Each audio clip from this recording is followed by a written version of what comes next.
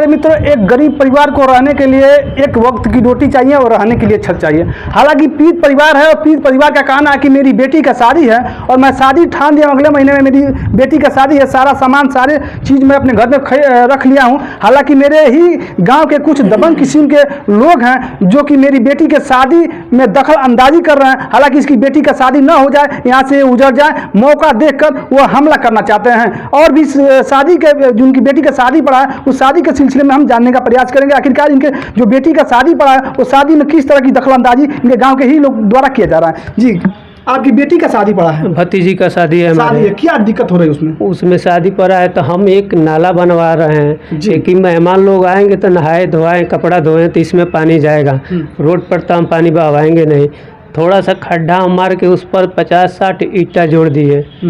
पहले प्रधान जी के पास गए कि हमको एक सोखत्ता बनवाइए, तो बोल रहे हैं कि हमारे पास जाना अभी है नहीं, आप अपने से खुनवा लीजिए, आप लोग का विवादी ज़मीन है, नहीं बनने देंगे तो हम बनवा देंगे।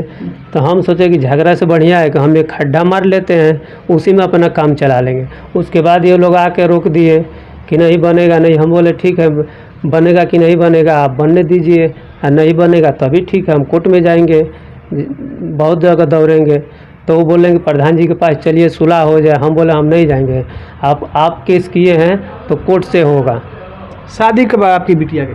अगले नवंबर में 17 के तिलक है, 22 को शादी है। तो शादी मतलब नवंबर में 17 को तिलक, 22 को विवाह है। शादी को लेकर वो दिक्कत क्या कर रहे हैं? वो दिक्कत कर रहे हैं कि ये लोग परेशान होंगे तो कुछ करेंगे, हार के जाएंगे, यही दिक्कत कर रहे हैं, बार बार रोकने आते हैं।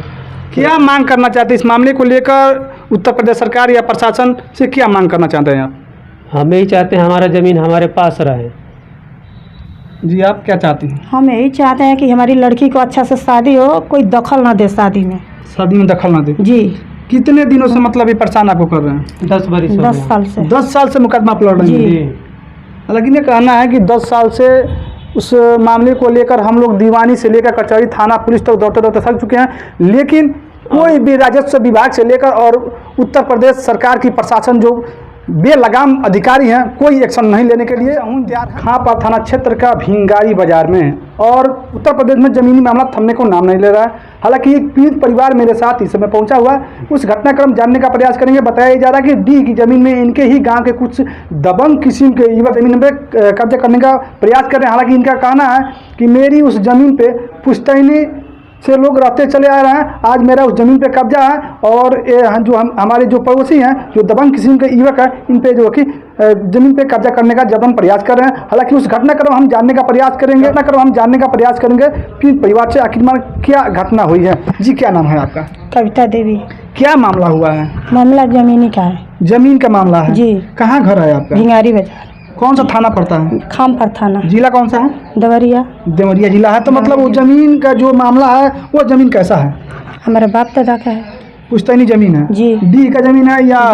डी का जमीन है। जी। क्या नाम है जी आपका? जी, रमाकांत। फुल नाम बताइए। रमाकांत पासवान। कहाँ घर है आपका? भिंगारी बाजार। कौन सा थाना पड़ता है? खामपर थाना पड़ता है। क्या मामला है आपका? मामला सर यही है कि हमारा पुश्तैनी ज़मीन पर हम लोग हैं, उसके बाद हमारे पटीदार सब उस पर केस किए हैं, देवानी केस। अच्छा, आपका पर्दार? हाँ। और वो लोग बोलते हैं इसमें हमारा है। उसके बाद आवास आया था, नींव भी दिया गया है, हमारे पिताजी की आवास भी है, घर अभी भी आवास से घर उस पर बना हुआ है पहले का पिताजी के नाम से। अब हमारे नाम से आया, हमारे बीवी का, तो उसमें सब हो गया, नींव भी दिया गया। जब नींव से ऊपर गए तो पूरा मोहल्ले के आदमी आ गए, 20-25 आ गए, ढाई दिए चारों तरफ से।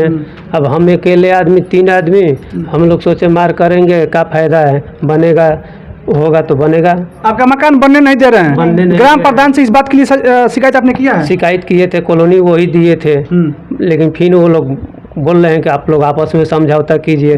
तो वो पार्टी केस किए, वो मानते ही नहीं है कोई बात। जमीन आपका है? जी सर। लेकिन उस पर जमीन में कौन कब्जा करना चाहता है? वो सुनर नाम है, उनका बेटा का नाम है नीलेश दिनेश। अभी वही आपके ही गांव के रहने वाले हैं? हाँ, हमारे गांव। मामले को लेकर थाने में आपने तहरीर दिया है? तहरीर अभी दिए हैं, बहुत बार दिए हैं। तो थाने के प्रशासन या वहाँ का राजस्व विभाग का जो लेखपाल होता है, क्या आप उस मामले में क्या एक्शन लिए हैं? अभी तो बोले कि साइन कीजिए कि दोनों पार्टी से समझौता हो जाए, लेकिन सर दोनों पार्टी से काहे लिए समझौता हो जाए?